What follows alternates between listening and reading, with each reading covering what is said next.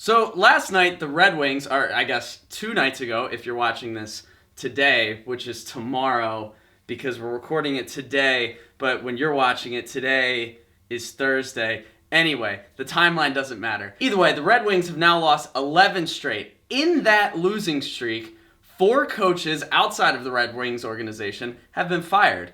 And with a lot of people calling for Jeff Blashill's head, it brings us to the question, when is it time to fire your coach? Lee, when should coaches be fired?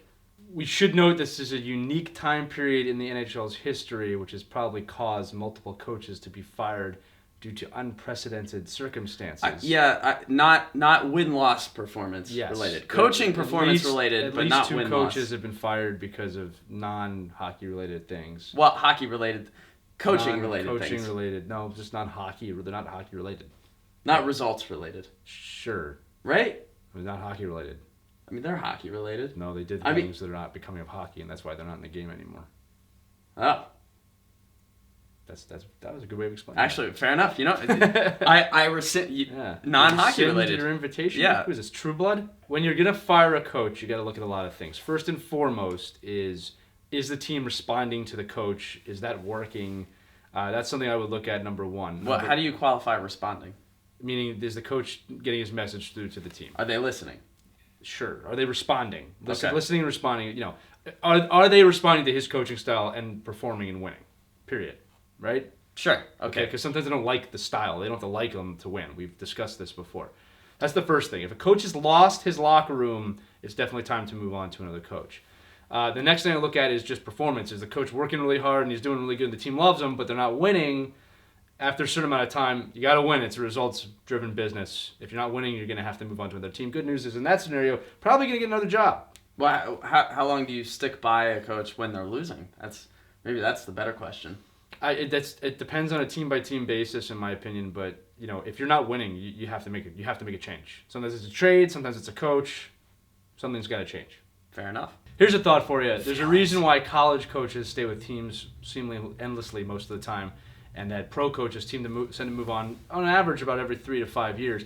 The reason is because in college, the players rotate. You have a new class every 4 years guaranteed, if that, which means the coach's message never gets old because it's a new team regenerating, like Doctor Who, over and over and over again through those ranks. That's why you can have guys coach for 40, 50 years in a college atmosphere. In the pros, usually the players out-tenure the coach because the message gets old after a while. Now, there are exceptions. Barry Trotz is a great exception. He coached Nashville from their inception just a few years ago, and you can see wherever he goes, he finds success. So he is clearly a coach who knows what he's doing.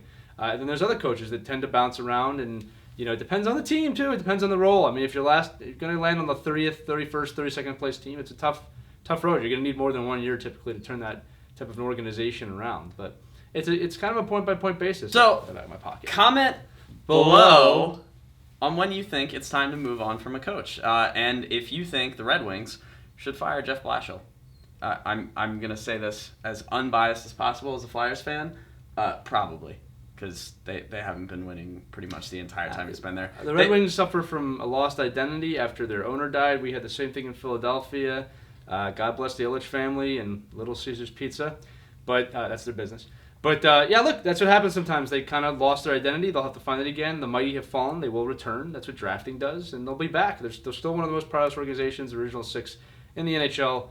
And I'm sure no matter what coach is there, they will return to prominence one day. Hopefully not like 1997 and 1998, where they beat the Flyers and Capitals in 4 games apiece, thus ruining my childhood again. And Eric Lindros was in that final, but we didn't win. No, Detroit won twice in a row. Oh, and then they won again. Then they won again in the 2000s, and it was really cool because Chris Chelios was there. It was like redemption, and, it was fun to watch then. I had kind of got past my youth at that point, but it was still a little painful because it wasn't us, but they won, and they were good, and they have a cool story now, and everybody loves them because of the Russian 5, and it's a great story, and I have a lot of respect for the Red Wings. A lot of respect and pent-up anger, and I wish them the very best in the future. Hey, if you have a chance and you haven't bought a gift yet for your family, try these miracle sunglasses. When we beat the Russians in 1980 to make a miracle happen. And if you're not sure about these, we have gift cards available on bladeshades.com too. I'm Lee Elias, and we'll see you in the stands. We'll see you tomorrow. I was laughing at something unrelated to anything Lee said.